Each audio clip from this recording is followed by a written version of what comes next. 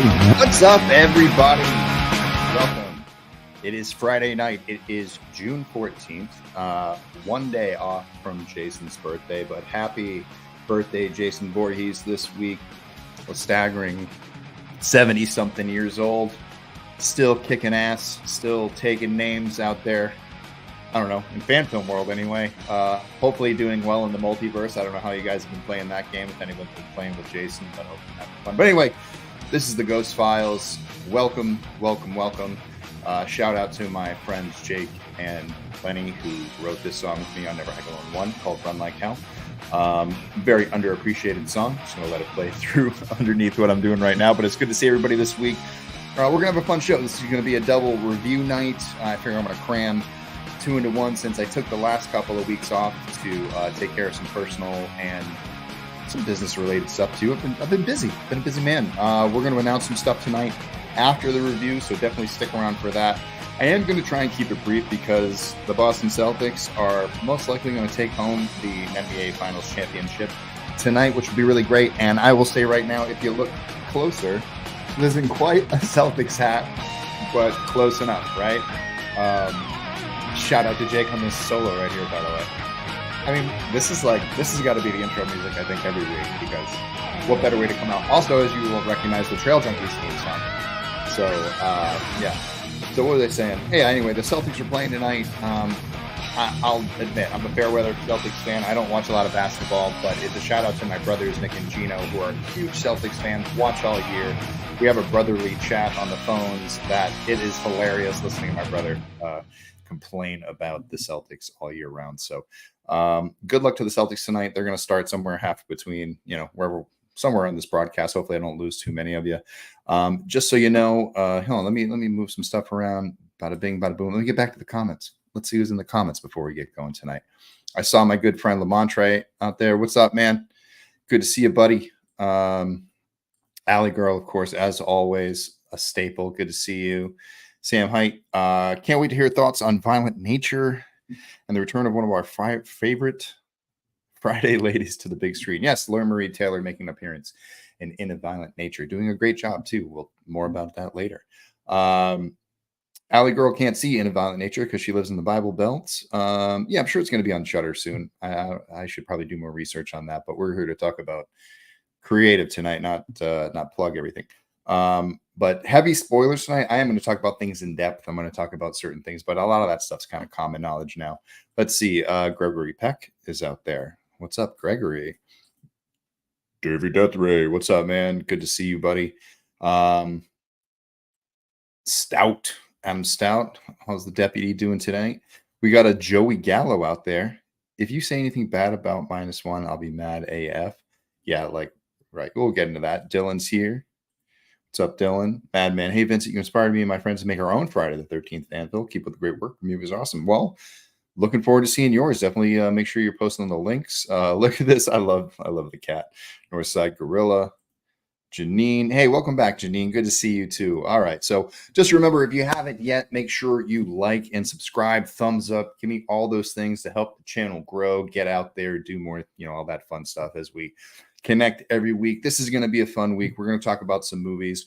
I worked on some of the StreamYard stuff to try and get it going. But yeah, I don't see Undead in the chat just yet, but he may or may not show up. He's my good buddy who helps us do the commentary. Remember, if you want to ask a question during the stream, hit those super chats. It helps support the brand. It helps support the channel. It's going to help me when I move to a new space pretty soon as I'm building out my desk and things like that. But each week, I got to say, the show's been doing pretty well. I'm not asking for much, but it's building up over time. So thank you. Anything that you give definitely helps.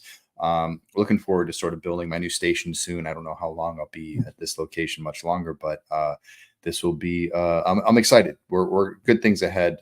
Things are kind of moving along. Quick update on Indiegogo and things. Behind the scenes is still going. Been cutting that along. Everything's been looking pretty good. It's a matter of time before getting that going. We're still waiting on some stuff with the final cut of the film, some other things I'm working on. So things are moving along. Everyone should have gotten their digital rewards. So if you're an Indiegogo backer and you have not received your digital rewards, please email me at wompstompfilms@gmail.com.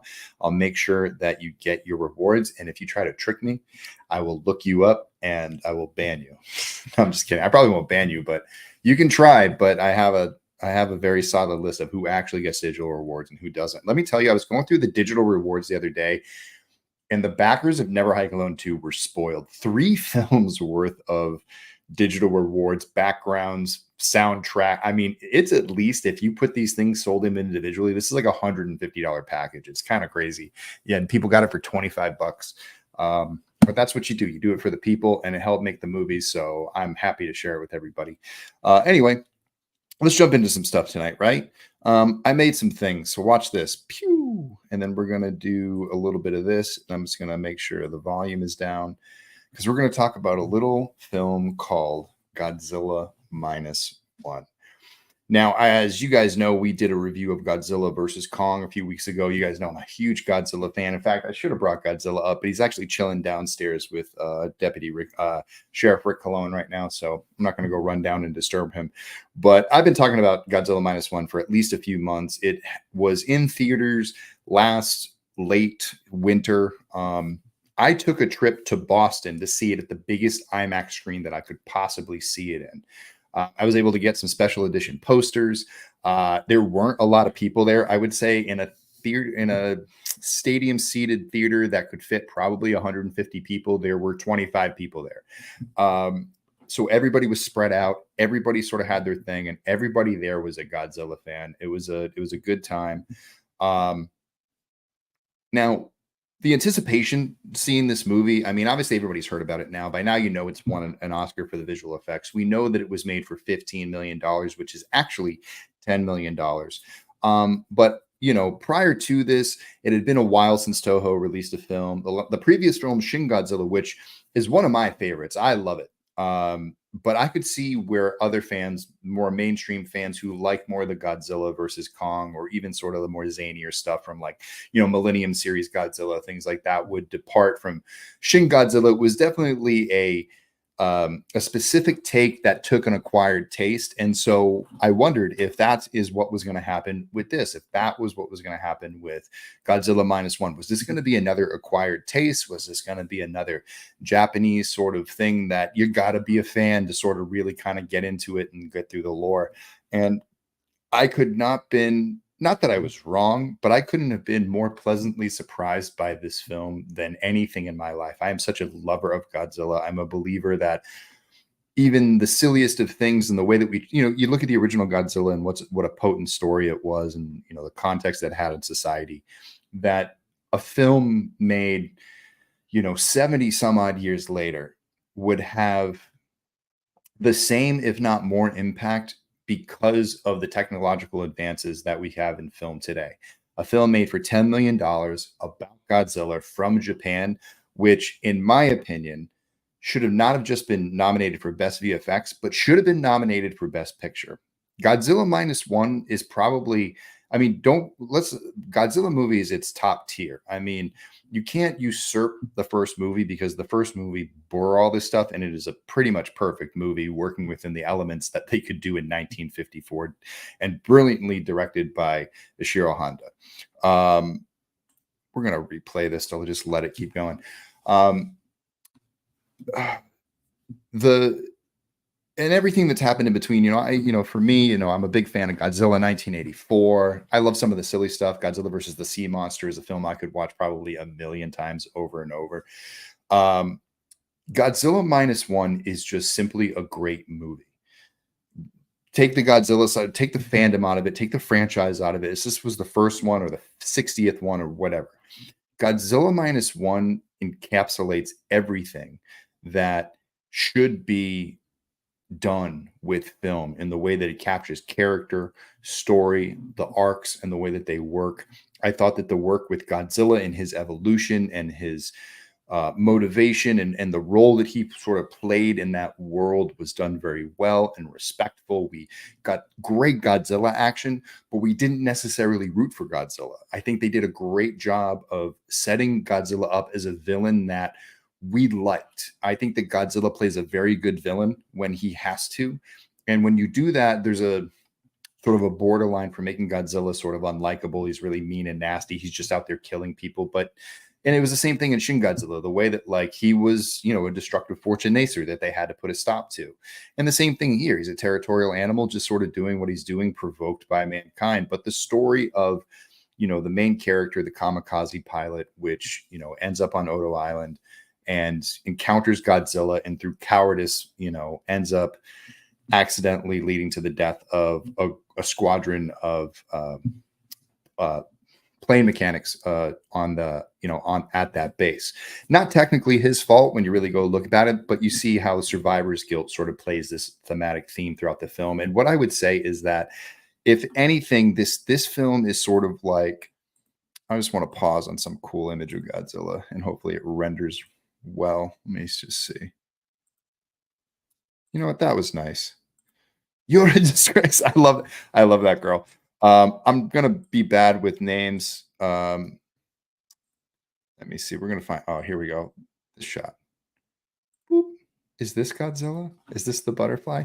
Anyway, we'll go there. In his story of the Survivor's Guild, like what I was saying, this is like the equivalent of Saving Private Ryan for me. Saving Private Ryan is one of my favorite movies. And probably one of Spielberg's best, and one that moves you and touches you. And the story that grows out of the post-war Japan, these people coming together, the kamikaze pilot, the wayward mother who has adopted a child that's not hers, the neighbor who lost her family and has no more children, and the friends that he makes on the mining boat, where he goes out to. After post-war, his job is working on this boat that collects mines that had been laid out to sea and destroying them, so it obviously doesn't cause any collateral damage. And in the midst of all of this, the Godzilla monster has been provoked by atomic energy, grows, and does as what Godzilla does. And there's a very personal story between this kamikaze pilot who never fulfilled his duty during war, feeling like, what right did he have to come home while so many others perished? That's why I really sort of, throw it to the Saving Private Ryan of it all. Very similar themes. And the story of these people coming together, a story of forgiveness, a story of, coming together and working together as a unit, and a story of survival. It's a very main theme in this film that the characters aren't going out there looking to find people to sacrifice themselves to defeat Godzilla, but to find a way that they can all survive and do that. And I think that as far as my review goes, I think it's pretty cut and dry. What I'm trying to do tonight is that if you have not seen Godzilla -1, or if you have seen Godzilla -1, that now that it is playing on Netflix, now that it is streaming on Prime, I think you can rent it and all of those things. I think it is, if you're a fan of this movie, you've got to get more people to watch it. The reason why, I wanted to talk about it this week, other than Inaviolent Nature, which I got to see last week, was, the timing of it. The fact that it's finally released. It's finally released to people. We can finally talk about it. It's finally worth talking about. And it is really sort of, I'm in awe of it. And, from, tying it back into sort of the Friday the 13th of it all, this is sort of what I could see a Friday the 13th becoming, that if someone took the right proper care and, storytelling, that you could get something unexpected out of a Friday the 13th property. And I think Godzilla -1 is the perfect example of, look what you can do when you stop playing, play stupid games, win stupid prizes. Like when you stop playing the stupid games of a Friday the 13th, film, and start just playing, with the characters and story and developing it and looking at the themes that are there hidden within the Friday the 13th storyline. I know many people would say there isn't, but there is. And it's very clearly there, because all it takes is you to look just, 10 feet beyond the frame and start thinking about the lives that these people live. And you can come up with all sorts of stories. Trust me, I got a book that's thick of them. And the fact that they were able to do this with Godzilla -1, I'm so happy. If they decide to do, basically this director, they should just let him do whatever he wants. If he wants to do a sequel to this, let him do a sequel. If he wants to direct, the next Godzilla vs. Kong movie, let him direct that. This is a master stroke of work. It is probably, this is the thing that like I will lump in there with like Where Evil Lurks. As far as like in the last year, what have I seen that like really felt like, oh man, it moved me and it inspires me to be a better filmmaker.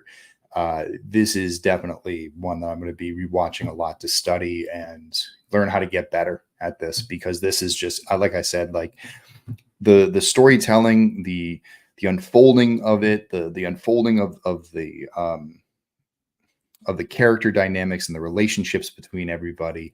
And then, let's talk about the Godzilla action. How about like the meanest, nastiest Godzilla you've ever seen? Like even more than GMK. White-eyed GMK haunted by the ghosts of the previous thing. Where like one of the funniest things ever is that girl sitting in the in a scene in that film. There's a girl in the hospital and she's sort of seeing Godzilla walk towards her, thinking that it's all going to end, and then Godzilla passes the building. She thinks she makes it, and then his tail just like whacks the building, and like for no reason he's just like murdered this girl mean spiritedly. Godzilla in this one is just very much, I don't know. I think that like as Godzilla has progressed through the years, and we've seen the man in suit, and we've seen sort of the limitations of the man in suit. About the early '60s versions, the Showa era ones weren't very intimidating. They were okay, but I mean it wasn't really scaring many people. Heisei era, the costumes got better, but you could still tell they were very rubber and stiff. The fights I always found kind of frustrating because they couldn't really move their arms that much, and they a lot of banging into each other. Millennium, they got kind of into that Power Rangers being able to articulate and move and flip and do all these things, and so that was kind of cool, and it sort of opened up sort of what it could be. But this, I've never been a big proponent of CG Godzilla. I always want to see something sort of live action, but this is a full CG film and it looks amazing. The VFX work in this was truly astonishing, and you only get that because the director is also a VFX artist himself. So having that person sort of leading the way, I've been on projects before where the director has sort of been the leading artist, kind of paving the path. And I got to say, when you have the opportunity to have a project like that, it definitely does benefit it from it. And remember, this was made for less than $10 million. And you can see that everything is on the screen, obviously. The way they spent it, the way they did it, the way they chose to do it. When you really break down the film, it's such a brilliant, like, it's got to be studied. Like, really, the film has got to be studied. So, obviously, this is like a 10 out of freaking 10 for me. And I would recommend it to everybody you see. Before I jump into our next film, let me just pop this back out. I'd love to take some questions. Any thoughts that you have on Godzilla -1? Why don't you start pumping them into the chat right now? Remember, super chats are going to go to the top, but I'm going to start below. All the good names are taken podcast.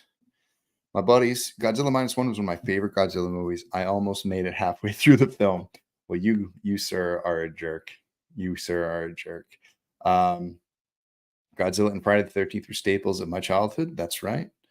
The fact that I forgot -1 was a Godzilla movie during certain stretches of the film and not mind is a testament to how great the film is. Yeah, I know. And that's the thing. Like, you don't mind. You like the way that it kind of, you get invested in the characters enough so that when you get your Godzilla action, you're like, you really get to like lap it up, and they can really make a meal of it, versus like getting the oversaturation of it. Like a Godzilla versus Kong will give you that oversaturation of the characters being there. So the action has to keep getting crazier and crazier and crazier. Where in Godzilla -1, when you get those moments, you get the Jaws moment, you get the in the city moment, you get the island scene is so good. I mean, you could, if you got, I wish everyone saw it in the theater, and I didn't get to see the black and white version in the theater, which would have been great. That one's coming to Netflix later this year, so definitely keep an eye out for that one. But yeah, so I'm looking through the chat. It doesn't look like too many things are coming through. Love Godzilla -1. So damn much reminds you of Jaws in a few ways that really put it in instant classic category for sure, Davey. Hey, Lux Media. I mean, what time is it over? No, I think they'll be all right. Yeah, you guys are there. Lux Media checking in all the way from the other side of the world. How you guys doing? Oh, here we go. All right, so that's about all I have to say on Godzilla -1. I didn't want to go too long on that because, I mean, how much I could talk about it all night about how great it is, but there's nothing really. What are the negatives of it? None, literally none. honestly, oh, you know what? The only negative is they in the American dub, they do screw up the last line. Of course, which is pretty classic. If you watch your Godzilla throughout time, they always screw up the American dub. Is the war over for you now, or it's like, can you stop? I don't know. She asked like it's the dumbest thing. So watch the subtitled version. Read. Get a little reading in that day. I know you didn't pick up a book. Nothing hurt with the subtitles. Um, what's this? Good night. Good night. Or good. It's just a perfect. How would I rank all the Godzilla movies? I just know that my favorites are Godzilla -1, Shin Godzilla, Godzilla 1984, the original Godzilla, Godzilla versus the Sea Monster. I love Godzilla versus Mecha Godzilla, the first one. And you know, Godzilla versus the Thing is good. Um, what's the other one I really like? And then I think the first King, like Invasion of the Astro Monster, is pretty fun too. I like the guys from Planet X. They crack me up. But yeah, I mean, it doesn't. The only thing I would say, I hate Son of Godzilla, which is like that Godzilla looked like a turd poking out of a butt, like in a couple of movies, and I really don't like that look. But aside, other than those late stage Showa era ones that really were wonky and made for children, I love most of them.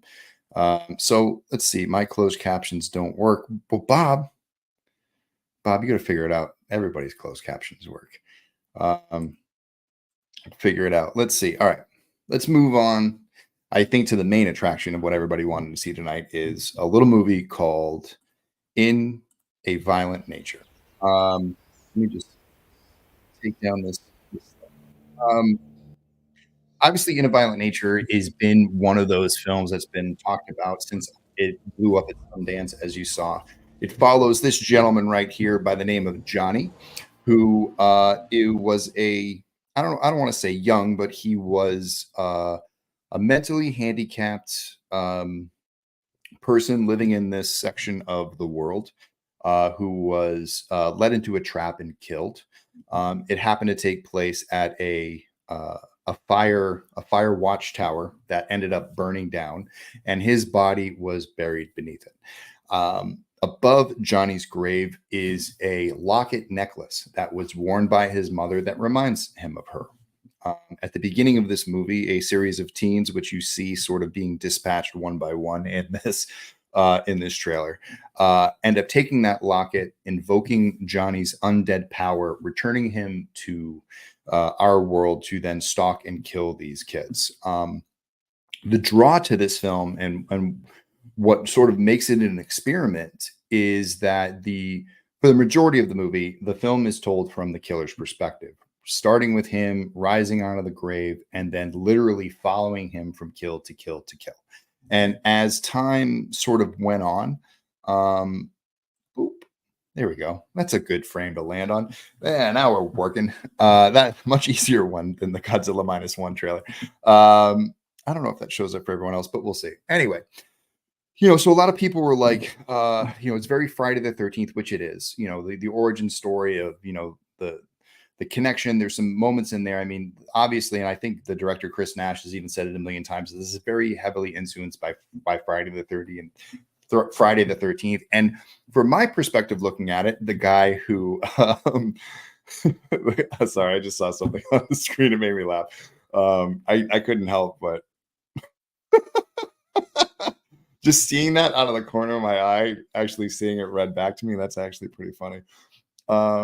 So anyway, very much a Jason Voorhees type story. And, as the director of Never Hike Alone, there were a lot of themes that sort of crossed over. And I thought to myself, I was like, well, it looks like someone did what everyone told me to do 7 years ago, which was why make an original slasher when you can just, why make a Jason Voorhees thing where you can just make original slasher? Well, I feel like I'm looking at sort of the bizarro brainchild of sort of what I was going for a long time ago from a very, following something that I think that what Chris did was do something that I think a lot of people have thought about for a long time and actually put it into practice. And for better and worse, sort of ride that formula all the way to the end of the movie and tell a tale. I'll sort of save, I guess, my rating for it to the end of the film, but I have to say that like I'm glad I waited to go and see the movie, and sort of read some things and really go in with a level head, because I obviously have. I mean, it's tough to get Friday the 13th out of my head. I've been notorious for saying that I'm not a big fan of films that sort of make a, wish.com Jason Voorhees that sort of, is supposed to be that, Hatchet is fine, but it's a wish.com Jason Voorhees, this is fine. It's a wish.com Jason Voorhees. And there's countless I mean, listen, The Prowler, a wish.com Jason Voorhees. Bloody Massacre, all the, the Canadian films, like it's a discount Jason Voorhees. And it's tough to sort of really invent your own wheel, knowing that it is so based on another wheel. And that's why I was sort of like, why am I going to try and reinvent the wheel if, I should just play with the real thing and I'm not worried about making money at that time. But what I want to say is I've seen a lot of negative criticism. I think one in particular, I watched a guy kind of rant on Twitter all day about it's just him walking. It's just him walking. Or, there's no story. It's just this. It's just that, this is bad. This is bad. And it's sort of like, I definitely didn't want to get caught up in that. Because I will say that like I have things I want to pick out with the film, but I was pleasantly surprised by the film in a lot of different ways in which, I thought that the thing that was going to be the hardest to do was actually done the best. When it came to the story about inventing who Johnny was, inventing his lore, and sort of creating a world in which he can exist and sort of there. I was very impressed with that. And I thought that the filmmakers did a great way of, as you move throughout the film and the scenes sort of present themselves. And this was the best piece of advice that I read going into it, is that if you go into the film expecting anything,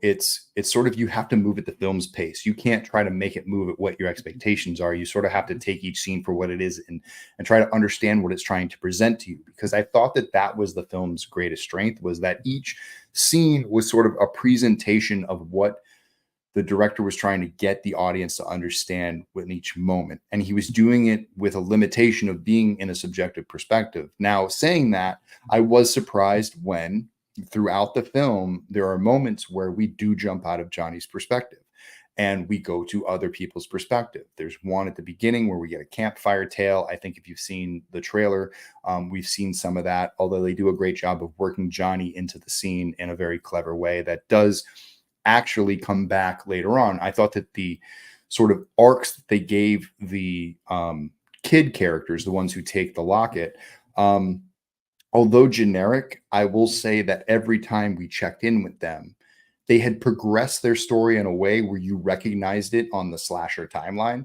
And without really needing to know a lot, you could put a lot of things together. And that's what I thought that this film did in a very, very clever way. Other things about the film that sort of set me back, or one thing that I thought that, let me start with a medium sort of note here, is that I was very surprised that when I sat down to watch this film that it was shot in 4:3, which was a very interesting choice to have that letterbox, or that sort of letterboxed look, the tall frame, which I happen to have some experience with. I shot my episode for the last broadcast. We did it in 4:3 as an experiment with the Sony Venice camera, and I actually do like shooting in 4:3. I'm a big fan of Zack Snyder's Justice League 4:3 edition, because it's for the IMAX screen. And I was pleasantly surprised, yet also curious of what the decision was to sort of go this realm. And even looking at this frame right here, you see there's a lot of headroom. And I think in this case, the 4:3 aspect did them a lot of disservice.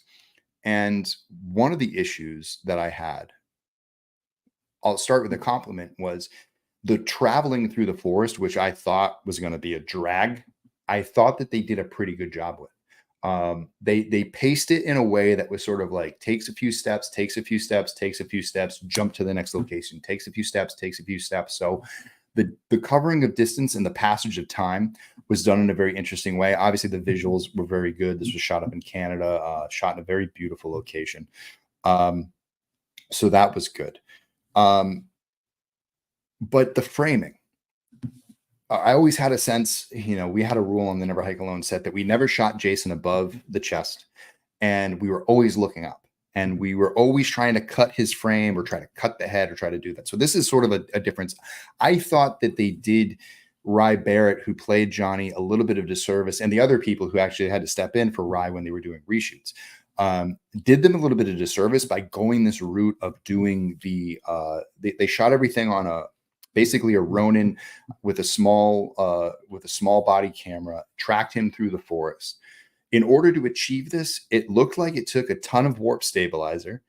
And, there were panning issues. There were certain things that I think what my sort of critique is that I'm sitting in a movie theater and I paid, I don't know how much, $14 to get a ticket to go into this theater. And I'm watching a movie that I know that in any independent filmmaker could make. The line is really sort of blurred here. And, the quality level of, if this was a studio release, this is type of sort of camera things that wouldn't have, been allowed. But you also have to remind yourself that Inaviolent Nature is a sub $500,000 movie, much like Never Hike Alone, Never Hike Alone 2. So you're playing in the same budget level, but that budget is going onto the screen because it's an original production.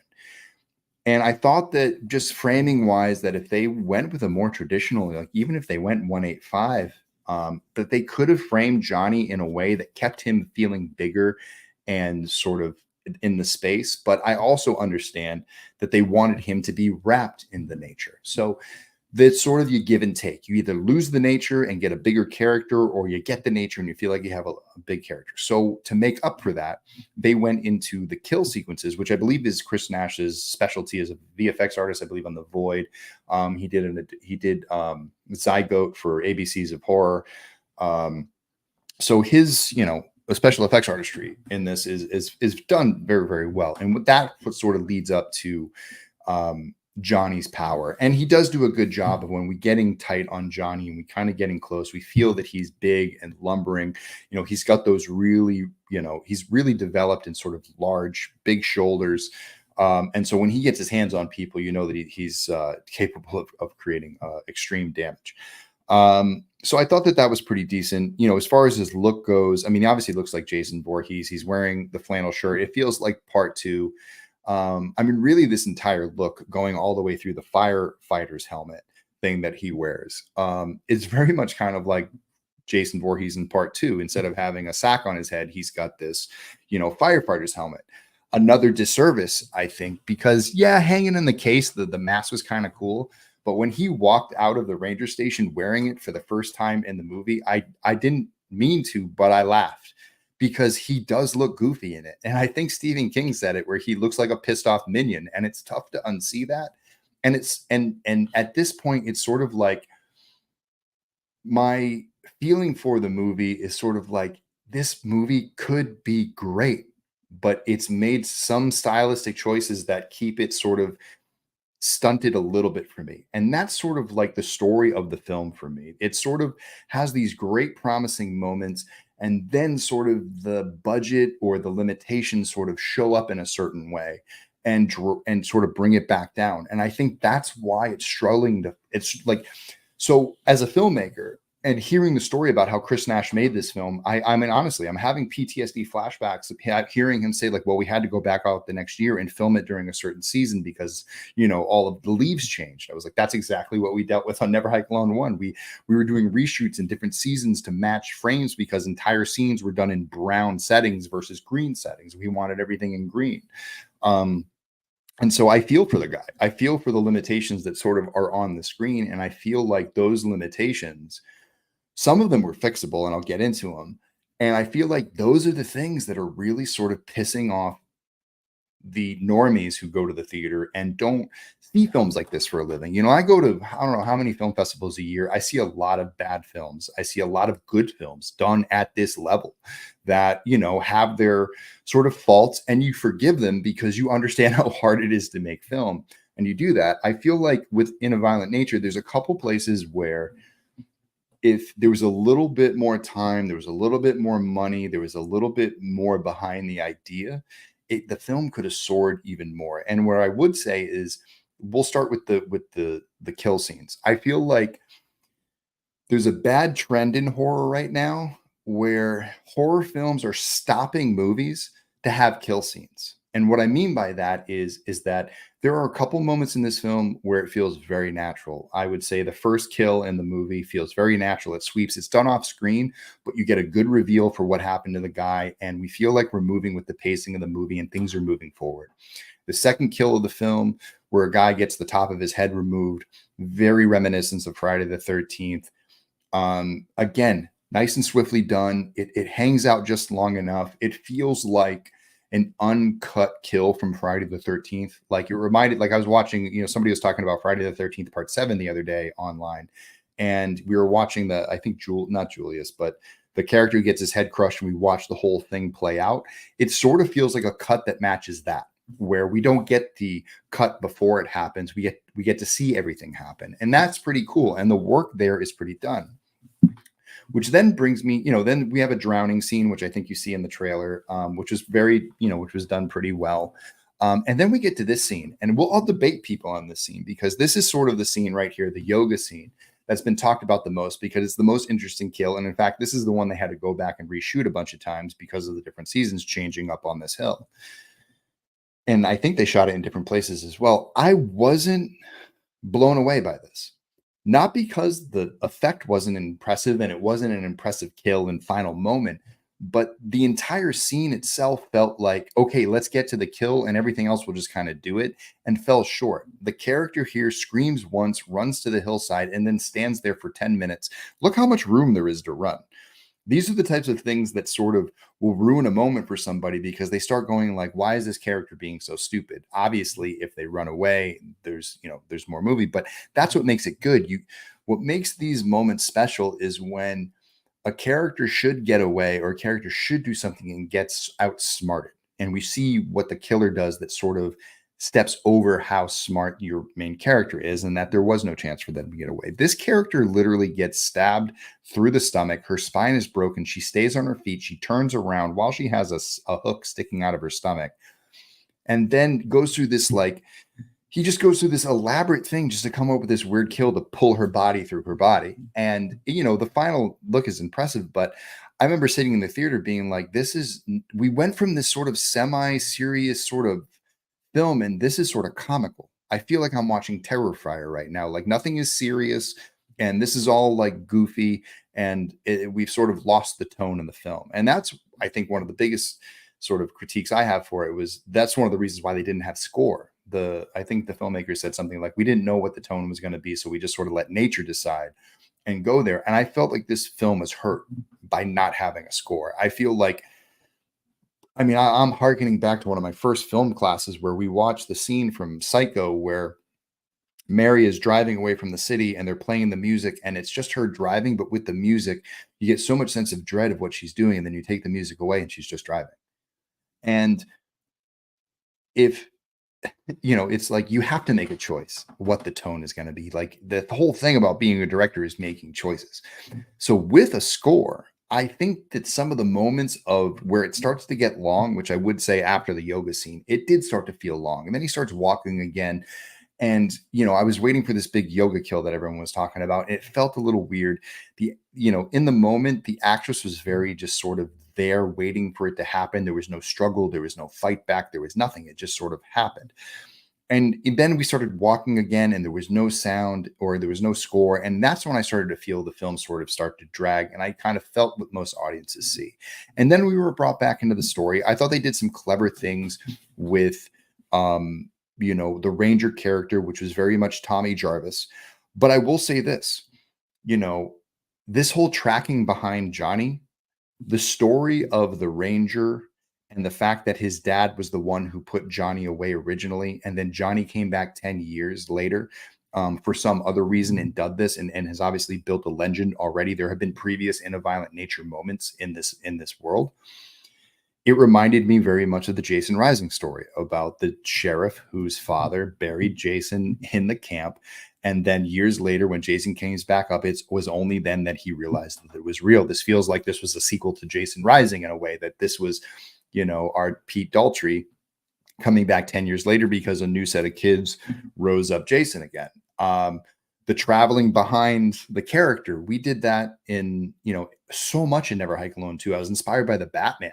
We did it in, Never Hike Alone 1, that shot where we push with Jason behind him and he's kicking down it's like we had never seen that angle before on a killer anyway. Or maybe we have. I don't want to take credit for that, but I just know that it's something that was cool. So there are things in here that to me, like, I think we're ground peaking for people, but I've seen it because I worked on it and worked it into our films and worked on it with other people. So I was sort of like, okay, like this is like base logic, but at the same time, it's good logic.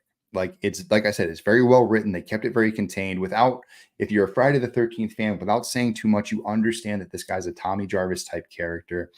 The moment where sort of Johnny comes out to attack them and they have that thing where we see Johnny resurrect again and sort of go through those moments, I think we're very clever. Then the film stops again and we have the woodcutter kill, in which, some of our main characters, are able to get away while Johnny is really just taking his time with this character, who he's broken his spine and, dragged him into a barn and like puts him on this thing and starts doing stuff. And we're there for a good amount of time.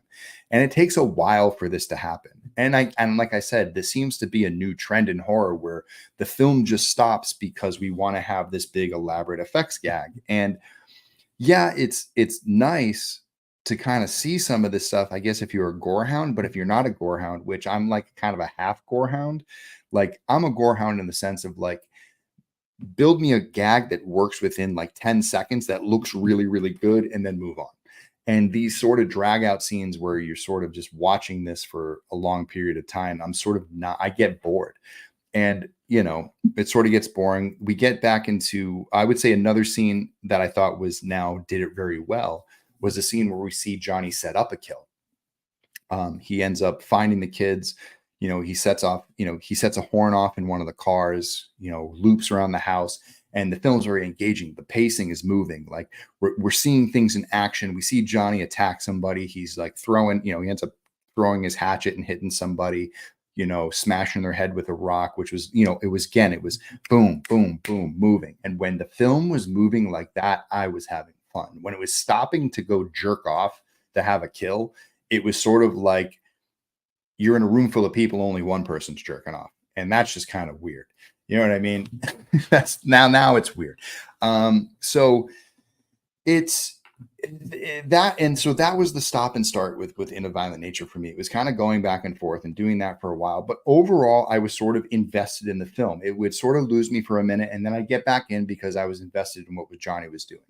The final people in their group were sort of weaving their way through, and I thought that they were done okay.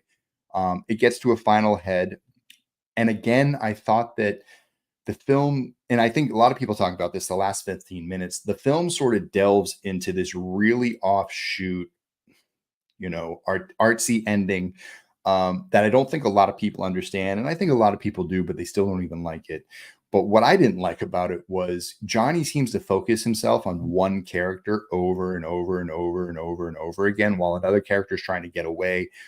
There's sort of a comedic beat of her running in circles multiple times, and we know that she's running in circles because she keeps coming back to the same scene where we hear Johnny slapping the same dude with the machete over and over again, or an axe, I think. And she runs around the forest, and we hear it again to realize she ran in another circle. Eventually, she ends up on a road, and she gets picked up by the wonderful Laurie Marie Taylor from Friday the 13th Part 2. And Laurie goes on to deliver this beautiful monologue about a gentleman who worked for the Forest Service, who was going after a bear who who sort of went rampant was just, I can't remember what she said the term was, but it was a term where wildlife just starts killing because it just wants to kill. And it's ripping up all these animals all over the countryside, and the forest ranger goes out looking for it. And then one day, while standing in a river looking for this bear, the bear comes up behind him and attacks him, and has, basically can kill the guy anytime he wants. But for some lucky reason, this guy washes ashore, is rescued by the other firefighters, and brought back to life. And the bear was never heard from again. It was never captured. It was never caught. It was never seen. But this guy was just lucky to survive, which I believe is sort of the theme for the final character who survives, because the question is, it's like, is this thing still out there? And we know the thing is still out there. And I thought that the one bit of tension I actually felt in the movie, which I didn't feel a lot of tension. That was the other thing too. For a film that was like, a slasher, that's all this stuff, I never really felt tense. I just felt like I was watching something. I felt like I was observing something. I didn't feel like I was pulled into it. And the film sort of knocked me off the track a few times while going through it. But I did think that there was poignancy in her story. I thought that there was a little bit of tension at the end where you think Johnny might come out and sort of attack them. But they do a very simple device in which the only thing Johnny wanted was the locket, which is traveling with different characters throughout the film and ends up in one. And eventually they leave that locket behind. And we go back to the place where that locket was last seen, and we see that it has been taken away, meaning Johnny got the locket and he returned home, and the rampage has ended, signifying the end of the film. And I thought that was clever. And I honestly, from a storytelling standpoint, I was surprised, because I thought that the story was going to be the thing that the film struggled with the most. But I think what ended up happening was it just got lost, got a little too high on its own supply on some of the kills. I thought that one of the other things that really drew back from the film was, and I'm sorry to say this because I never want to throw anybody under the bus, but the sound mixing was not good. And a lot of people are complaining about the acting. I want to say that, like, I'm going to take this back from the actors real quick and say, I don't think it was their fault. There's a tremendous amount of ADR in this film, meaning that they recorded dialogue either afterwards, or the dialogue was isolated so much it sounded fake.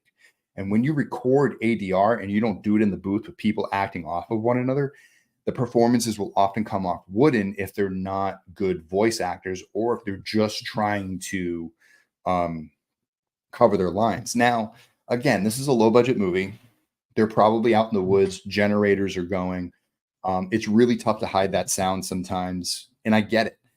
But I think at some point, somebody at IFC, somebody at Shudder, somebody who's going to be releasing this film could have gone like, hey, can we scrum together some money to maybe go back in and fix this sound mix? Because I don't like, I'm telling you, one of those things, like if I got into a sound meeting with my team, and my team at Iceman, and we're like, yo, what is this? I'd be like, we need to find a way to fix this. And we would be working around the clock to try to fix it. I was very surprised by that. And by no means am I trying to shit talk anybody. Like, I brought this thing out this week just so anybody got mad at me for like being honest, which I don't think that there's a lot of honesty in the way that people sort of talk about things these days. I think that like people become Teflon Dons with being able to criticize stuff. And I think that that's stupid, because I would love to sit down with Chris Nash and ask him all the questions I want to ask, because I know that he probably ran into a ton of brick walls on this movie. It is amazing just to finish a film. Yeah. Oh, there she is, Lauren. Love to see her. Lauren, I think I told you in the chat, but Lauren, you did an amazing job. That monologue, let me tell you, that was a long ass monologue, and I loved it. You nailed it, and I was really fearing for your life. I thought you were going to get it, and I was going to be so mad if you did. I won't spoil it. Well, I guess I kind of did, but you did great. But overall, the fact that a sub $500,000 film made it into the theater, was able to play across the country, I think is a testament to sort of the future of horror. Inaviolent Nature wasn't made for a lot of money, but it was done with care and consideration. I could tell that there was definitely a love for Friday the 13th. Having Lauren in it just as that little piece is sort of a nice little addition to it. And there were lots of, there are lots of choices made throughout the film that are, that are risky. They do show Johnny's face, which I was blown away by. I mean, I was blown away that they would show the face, knowing that that's something that could diminish a character in a way. I thought the effects looked really, really good. It was interesting to see the sadness sort of within the character, the simpleness within the character, the way that they sort of got the character right. I thought was really, really cool. And the technical aspects, I think, were all things that if they ever got the ability to do a prequel, or if they got the ability to do a sequel, I would love to see what this team could do with more substantial budgeting up front and more support up front. And I think some of those things that they ran into along the way would get smoothed out. I think the idea of jumping to different perspectives was smart. I think that the film should probably do more of that in a future sequel. I think they'll get more legwork out of it and find clever ways to sort of mix in back and forth between the perspectives. Because when they did that, I thought that was done very clever, and I would have liked more of it. But it was really, really cool. Yeah, I'd love to know more about like the original story. I'd love to know more about that event that happened 10 years ago. And I think that because the town sort of treats this character similar in a way that I think that Friday the 13th Part 2 and Friday the 13th 2009 treated Jason, which was they knew he was out there and they didn't bother him. The locals knew not to go out to this fire post or this old fire tower. And then it's only people from the outside that sort of do it. So yeah, no, I'd love to see this. I'd love to see more of this. I'd love to see a little bit more of this lore. I think it's a very simple thing. I think it works very practically, and it was a really, really cool ride. Yes, Lauren's going crazy. Ryback. Yeah, he looks like the guy from the new Reacher films. Not Reacher films, the Reacher TV show. That's the first thing I was like, is that the guy from Reacher? Because he would make a great thing. Isn't that cool, Allie? I'm glad she showed up. Yeah. So overall, I think that Inaviolent Nature is a film that should be watched. And reactions on both sides are warranted because it does things that most modern films don't do. So you're going to lose a lot of the audiences, but it's going to find that niche audience that's going to love it to death and support it. And I'd love to see what it can do. It again, like the way the film industry is going, the way that things are going to be for, independent artists, the studio films, all of those things, films like Inaviolent Nature, films like Terrifier, things like When Evil Lurks, you see, what was it? See No Evil was I think it was Danish film, that's getting remade by Blumhouse. But wasn't made for a ton of money and kind of stormed that by thing. I think those are the films you're going to see coming into the theater that are actually going to be the ones that make a lot of money. I think that Inaviolent Nature made about $3-4 million. Their budget was sub 5. They're taking at least about 40% of that home, and they did another 2 million, I think, their second weekend. I'm sure home video sales are going to be great. I'm sure they're going to have fun with that character. Maybe it ends up in Dead by Daylight, because obviously they've created, this kind of new, the pissed off minion that they can sell plenty of toys for. So, I hope it really takes off for all of them. And I want to see more. I think it was very encouraging, I think, to see something that was done so modestly, from a production standpoint of not having even Blumhouse money. Like it doesn't even have Blumhouse tilt money, you know what I mean? But it's still more interesting and it's different. And so that what I would say is this big thing. And I think some of the technical stuff, I think that's all choice stuff. I'm just kind of pitching out my opinion about how I would have wanted to see some things like the music and things like that. But for the most part, for having such a small crew, I've seen some of those behind the scenes photos. I mean, it's and seeing the scroll, like I was looking at the crew, I was like, yeah, that's basically the same crew from Never Hike Alone. You got like the same amount of people. So it was really, really cool. And I would love to jump into the chat and take some questions on it. I really don't want to scroll up, guys. And again, like if you guys want to ask questions, let's see. That was me under the mask the whole time. No, I'm not as jacked as Rye is. That dude is yoked. Did you like the scene where Johnny was playing with the car? Yeah. No, I like that scene. And that was, I think, one of the things I was saying about the story about, at certain moments in the film, they do go into Johnny's mind, which is really nice. And again, it reminds me of Never Hike Alone, like when we went up into the attic and Jason saw his mother, or when Jason sees his mother in Never Hike Alone 2, or the things that we left behind in Never Hike Alone 1 that were toys that Jason probably played with. It was, it was cool to see that there was sort of this, what do they call it? There's something in the air, it's kismet type thing. And that, like I said, I think it would be cool to sit down and have a beer with Chris Nash, because I feel like we're both pitching from the same area. We're both sort of traveling the same path as far as the storytelling for the characters, and his love for Jason falling on love for screen here for Johnny and coming up with those things. I thought that those moments of showing his humanity buried underneath this Revenant was really interesting. It was definitely, I think, like I said, like this was like a complete like educational study for me. And it was really, really cool to see. Let me see. Johnny versus Jason. Totally.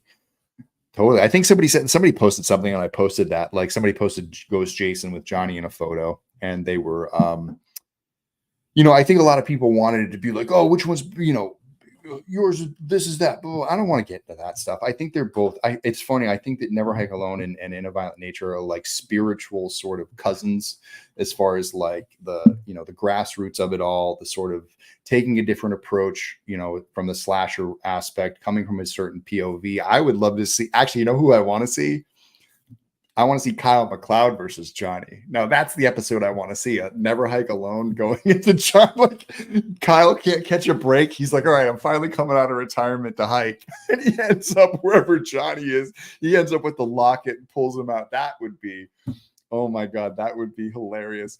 I think that Andrew Lady, and that's the other thing too. I want to say that like the fact that Andrew Lady has not been cast in anything else too is sort of pissing me off at this point.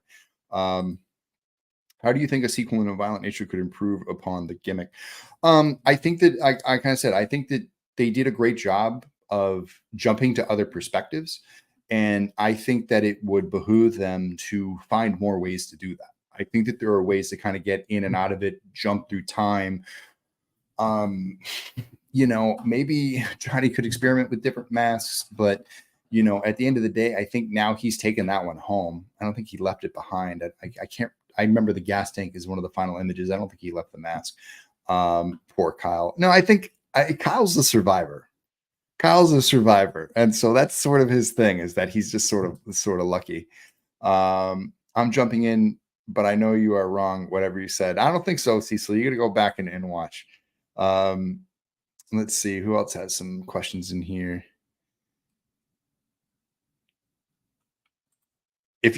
Lauren, if you can email me his email, I will definitely reach out to him. Alan Richardson is a big dude. Yeah, that's his name, Alan Richardson. That's funny because almost, let me see. It's funny because it's almost as though we're thrown a part way into a franchise that we haven't seen any of yet. Yeah, and see, so that's one of the things I want to talk about. One of the aspects of this is the fact that you sort of have to know the Friday the 13th lore to understand some of the references, but at the same time, you don't. It comes out in the dialogue.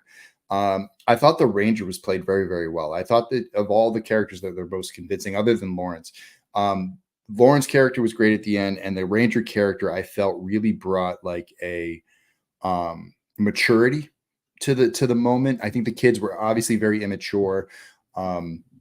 The campfire scene, and that's what I'm saying. Like they get out of Johnny's perspective in this campfire scene, and they do this sort of orbiting camera work, which I think really, really works well. Able to use sort of people in the foreground to wipe certain perspectives and jump to different shots. It's a very brilliant way to get coverage, especially if you time it out the right way, which they did. It's definitely something to study as far as like keeping it dynamic. Have you seen? Oh, let me see. Have you seen The Ministry of Ungentlemanly Warfare? Vincent, hand down my favorite movie this year so far. Alan Rich is in that movie. He's phenomenal. That's Guy Ritchie, right? And I believe Henry Cavill's in it, and he goes crazy all the time. I haven't seen that yet. Looks like a fun action movie. I'm always down for at least give Guy Ritchie a chance. He's been a little hit and miss lately. Ranger totally reminded me of a Tommy archetype, but had a terrible fight. Yes, he did. He did have a terrible fate. It was pretty brutal. It's funny. That's one of the reasons I want to talk to Chris, because I kind of had an idea for a kill like that. Let me see who else is going here.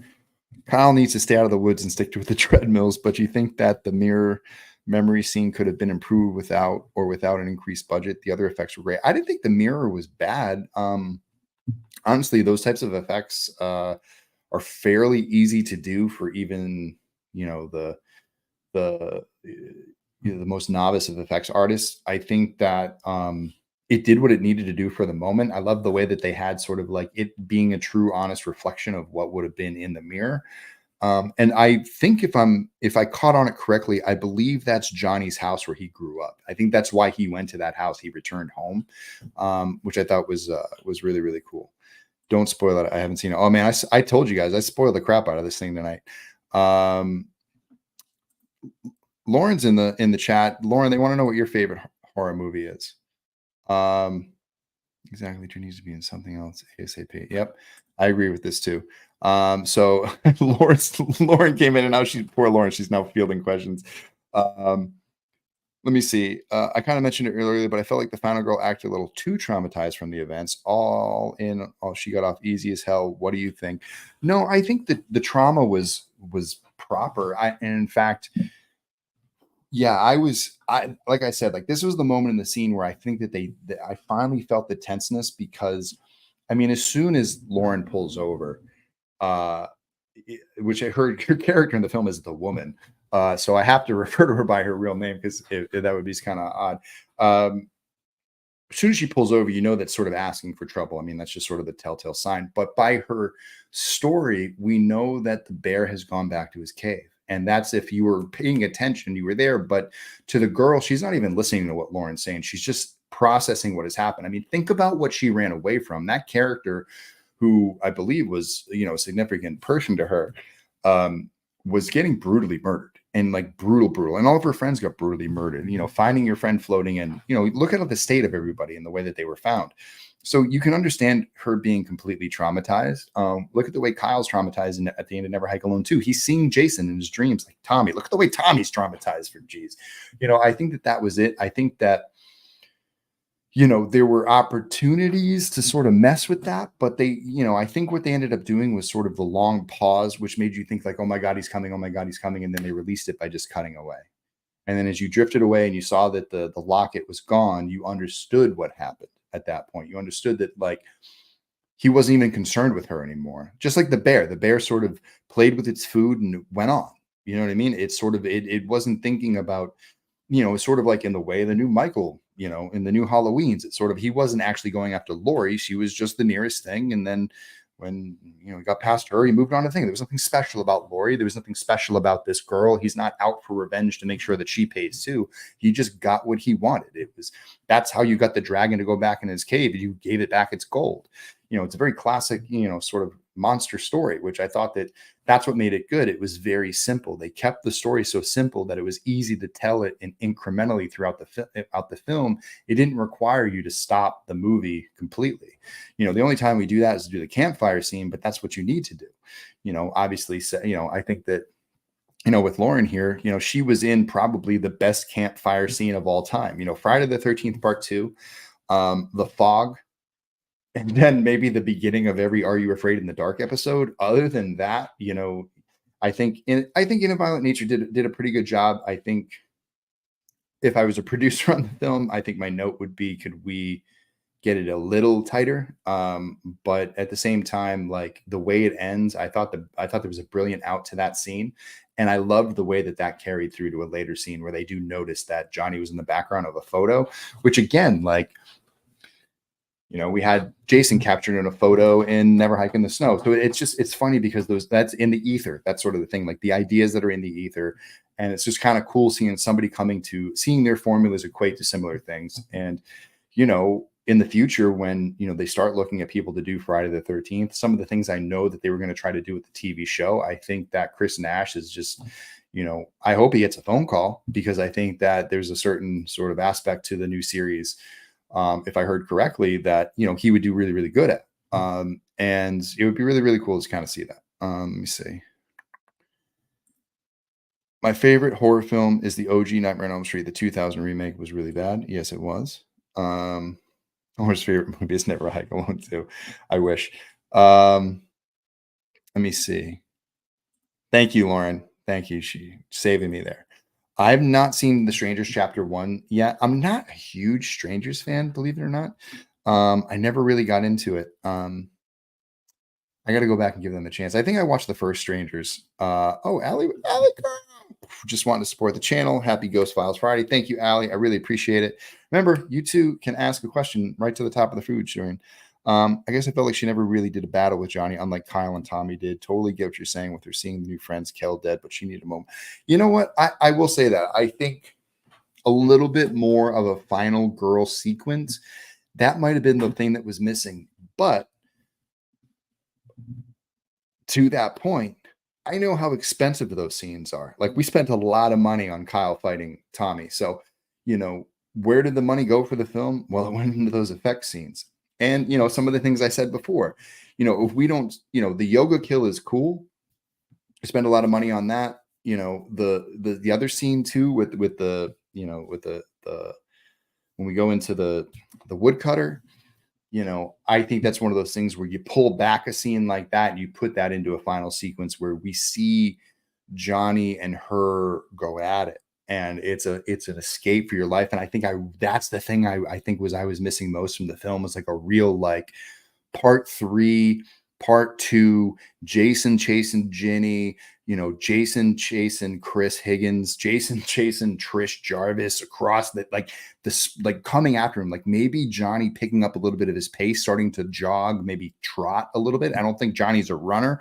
He doesn't look like much of a distance guy, but I think if he got a good gallop going, that would, now imagine what they got with the tracking camera, the galloping ghost, and this girl running for her life through those scenes. I think that those could have turned in some very, very tense moments, but they either cut that out of the movie because they were already at about an hour 47 minutes, or they didn't have time to come up with something that really sort of felt that way. But at the same time, it wasn't, that wasn't the conflict. The conflict was getting the thing back. So I think that then I'll ask, if I get a chance to have Chris on the show, I'd love to ask him that, if that was something that kind of came up, was there a final girl chase sequence that was there, or was that sort of like to do the anti-final girl chase sequence is sort of what they went, because they did. They were turning the lore on its head in a lot of different ways. Let me see. Second, Freddy versus Jason would be your second favorite. That's a fun one. Well, I think that they're similar. I think that, like, again, like we're playing with similar tools. And so I think a lot of the things that we do, like there were effects stuff that, like, I wish that like we would have had more access to do in Never Hike Alone. I thought that they slayed us in that area. You know what I mean? Yeah, I'll catch up to it one day. Let me see. He is definitely looking forward to Alien Romulus. Have you seen Don't Be Afraid of the Dark 2011? I haven't, actually. I got to check it out. Definitely looking forward to Long Legs. That's another good one coming out. Yeah, definitely love a chase scene from Johnny's POV where they were going after the subversive slasher. Sure. Definitely. So I think if that closes down on comments for In a Violent Nature, yeah, I think we'll leave it there. I think that, it is definitely an indie film. I think people got to go in there with expectations set. I think that, the hype train got a lot of people in there. I think mainstream audiences had trouble dissecting it, but I don't think what I'm talking to right now into my screen is a mainstream audience per se. I think that you will enjoy the nuances. So I would say, if you haven't seen In a Violent Nature, and I spoiled it for you, sorry, but this may help you get through it. Look out for these things when you're watching it. This will make the experience more enjoyable.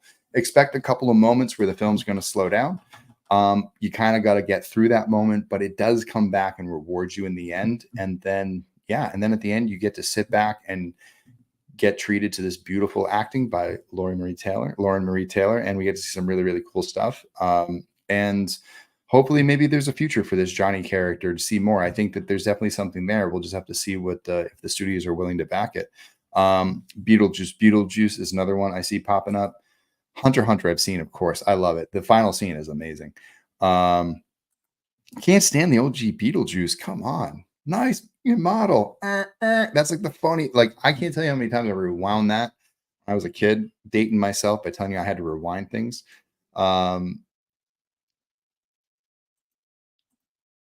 Saw is one of my favorite movies. Okay, cool. So that's gonna about do it for tonight. I do want to get to something before I go. Celtics are playing, so I gotta join my parents to go watch the Celtics take home this NBA championship tonight. Not it. You see? Pretty cool, huh? A couple more hours till they take it home. We will do this another time. This is one of my favorite movies of all time. One of my favorite movies of all time right here. King Kong 1976, Jeff Bridges. Dude, love that movie. Thank you, Max. So I want to make a couple of announcements. I want to talk about WOMP STOMP Films real quick and some of the things that I'm really excited about coming up in our future. So as you know, we're working on the Never Hike Alone 2 Blu-rays. It's going to take a few more months for that. Sorry, it's just what it's going to be. I'm trying to do this as fast as I can. I wish I had more money to just pay somebody to cut this thing, but I got to do it. So you're going to have to deal with my pacing. But in the meantime, I've been contacted by a lot of groups who are, doing fundraising for films and looking for crowdfunding. And, every now and then there are certain projects that I like to get involved with because I see a lot of potential and I see people who work hard. And I feel like, hey, with just the right amount of, a little bit of advice, a little bit of, little plot mapping and a little help that, a team that is already doing good things can do even better to great things. And that is something that over the next few months, I'm going to be announcing several partnerships with different filmmakers who WOMP STOMP Films will be co-producing. And as you know, we've had several successes in the past, working with the Horror Show channel and Cecil to bring you Dylan's New Nightmare, working with Red Crow Films and Heart Call Productions up in Oregon to bring you Jason Rising, working with people all over the country, on Happy Halloween, on Judy, on Face of Michael Myers, on all of these, on Pathosis, on Imagine, all these productions where, we try to bring a little bit of that WOMP STOMP magic the best we can, but we also recognize when other people have it because the WOMP STOMP magic is just hard work and dedication. And so without any further ado, I'm actually going to play something right now. So I'm going to go away for a moment and I'm going to reveal the first project that will be up for us coming next month. In fact, no, not next month, next Tuesday. Next Tuesday, we're going to have way more information about this. But without any further ado, let me just back off the stage real quick.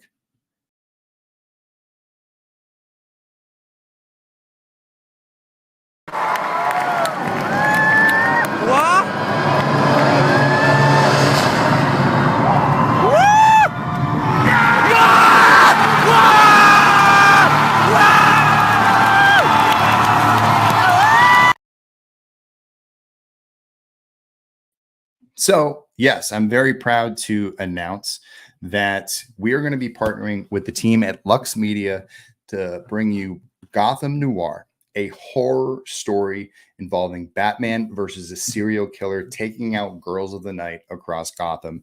This is going to be a very fun project. I'm very proud to be a part of it.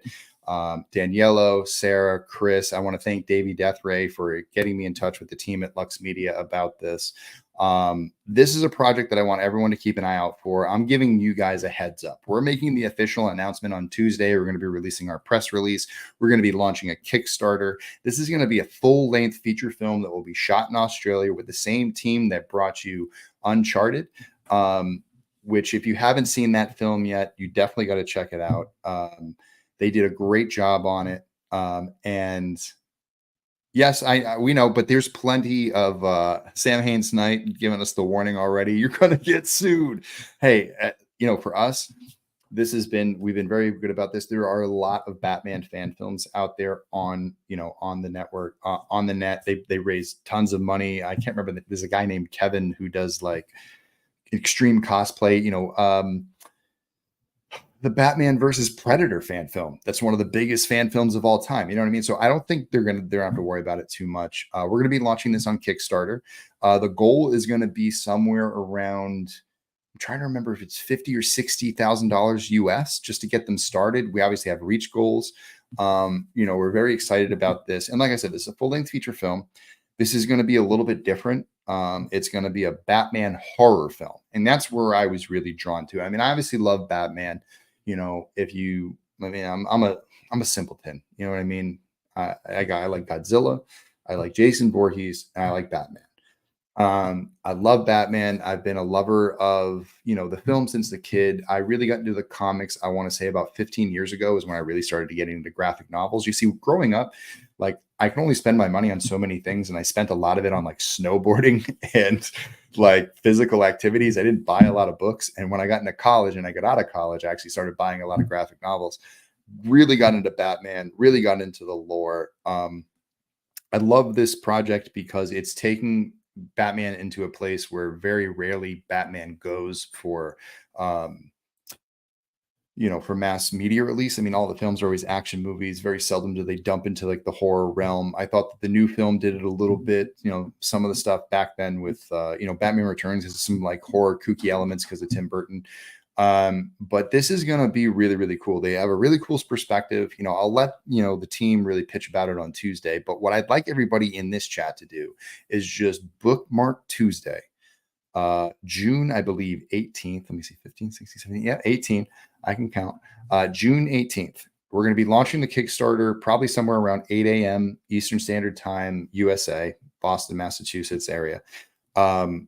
If you can help us get off to a good first day start. One of the things I came on and helped the team with was designing their crowdfund. I mean, as I said before, WOMP STOMP Films is officially getting behind the Kickstarter banner. We feel like there's a bigger film community over there. So we're going to be moving over there after we've been on Indiegogo.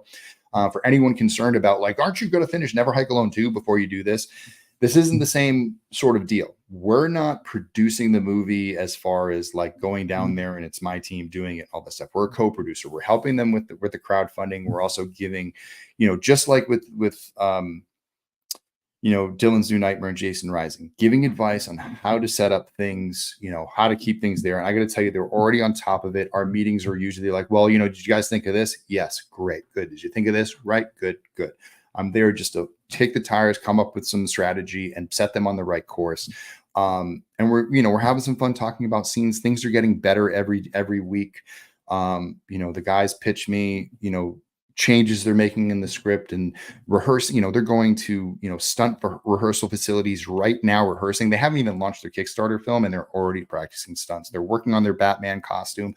So throughout the course of the entire campaign, keep an eye out for updates on costume reveals.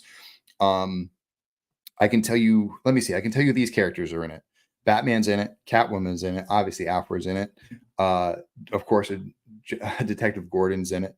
And then you're going to see some fun people from the Rogues Gallery kind of pop up in different scenes. Chris is playing Batman. I think you guys all know Chris from Uncharted: The Oxus Redemption. He's a cross player from Australia. He does a great Nathan Drake, does a great Superman, does a great Batman, great actor. Has said wonderful things about Never Hike Alone, which I'll always be thankful for. But I'm really looking forward to this. I hope you guys are excited about it too. Just keep an eye out for more announcements next week. I'll be putting updates in our WOMP STOMP Films Indiegogo updates and things like that. So you guys will have links. If you've gotten anything from us in the last couple of years, you'll probably be receiving an email with all the stuff in there. So yeah, this is going to be really a lot of fun. Yes, Chris is uber talented. Alley girl, Chris is uber talented. Definitely sure. If you guys haven't yet, where is it? I just saw this. This is Lux Media right here. This is Daniello. Uncharted: The Oxus Redemption. Check that out. It's streaming on YouTube right now. Really cool stuff. You'll see they got a really good look. They know what they're doing out there. Now they want. I love it. I love the Batman. I watched that film like 12 times in a row one time. I love it. YouTube interrupted with ads. All right, I'm going to play it one more time. Ready? All right, hang on.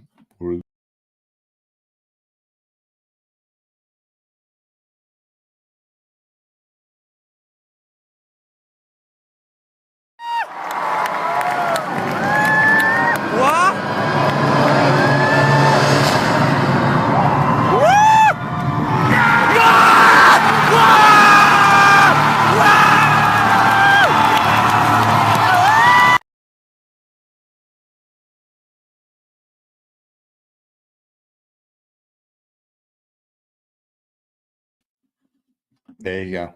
There you go. If you missed it. So yeah, just basically revealing the Gotham Noir logo, which is some really good stuff. And like I said, I've seen the Kickstarter. It's in really good shape. It's very like you're going to recognize it as a Womp Stomp Films Kickstarter. You know, the different levels are great. It's going to be worth your investment. There's lots of really cool perks, but everything's really simple again. So really, I encourage you to go out and support indie filmmaking. You know, we're still helping the fan film game. We're obviously going to guide them through any issues that we have there, but I really, really doubt it. And the nice thing about Kickstarter is, you know, they don't take the money out of your account until the end of the end, and it's successful. It's unlike on Indiegogo. So, you know, go and make your submission. You can change your order throughout the thing. Kickstarter has a lot of great different features for backers. And you know, I'm looking forward to going back. Let's see. Going through, it looks like everybody's excited. I'm excited. All right, everybody. It's time for me to get going. I got to go watch the Celtics. Hopefully they're up right now. Nobody spoiled the game for me, so I'm just going to run down there and catch it. Hopefully we got to do. But, oh, Jacob. Oh, I got to say hi to Jacob real quick. What's up, man? Good to see you, buddy. I'd love to see some new cosplay if you got it. Northside Gorilla with my favorite little cat. Fan Films Rule. Allie Gill girl giving the applause. Yeah, so I'll be back next week, I think. I don't know what the show is going to be. A couple people owe me some interviews. Hey, maybe Chris Nash will get back to me and we'll get it.